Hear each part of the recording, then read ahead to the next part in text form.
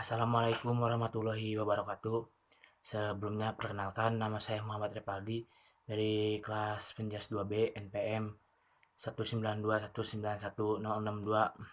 Baik, pada kesempatan kali ini saya akan sedikit memaparkan dari isi makalah yang telah saya buat mengenai hakikat belajar gerak, pengertian belajar gerak, yang ketiga bentuk atau konsep gerak, dan yang terakhir ranah gerak.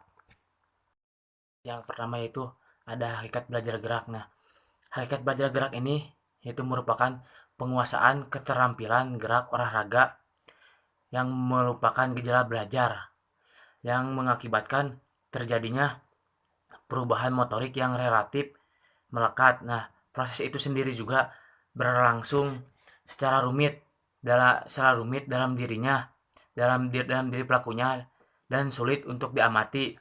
Mengapa? Karena secara langsung perubahan yang hanya didapat ditafsirkan berdasarkan berdasarkan penampilan dalam pelaksanaan tugas gerak. Ada seorang ahli yang bernama Lutan 1988 yang mengatakan bahwa belajar gerak itu perubahan dalam kondisi internal seseorang sebagai hasil latihan atau pengalaman dan harus ditafsirkan dari observasi penampilan orang tersebut secara faktual untuk belajar keterampilan olahraga. Nah, prinsip itu utamanya yaitu latihan mengenai latihan itu sendiri. Selanjutnya yaitu ada pengertian gerak.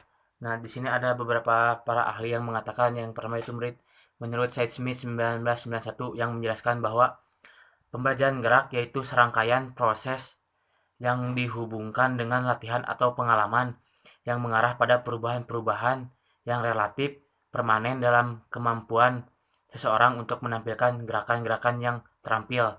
Yang kedua ada menurut Oxdane 1984 yang menjelaskan bahwa belajar gerak itu adalah suatu proses perubahan atau perilaku gerak yang relatif permanen sebagai hasil dari latihan dan pengalaman.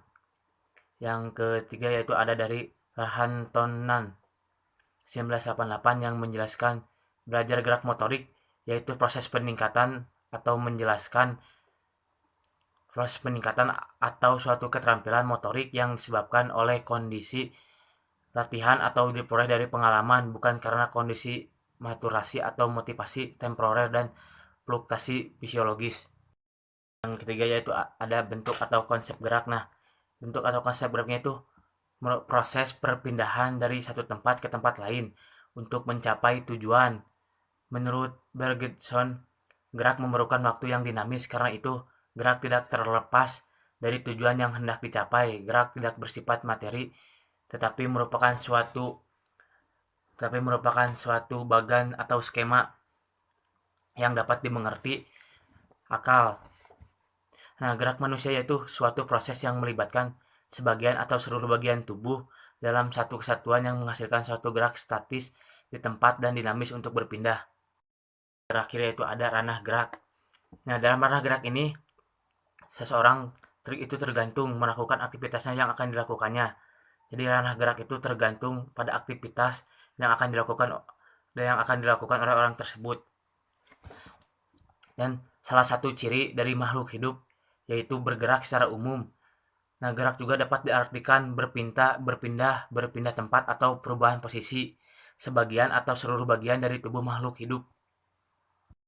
Mungkin sekian yang dapat saya sampaikan. Mohon maaf apabila ada kata atau penjelasan yang salah. Mohon dimaafkan dan dimaklumi. Kurang lebihnya mohon maaf. Wassalamualaikum warahmatullahi wabarakatuh.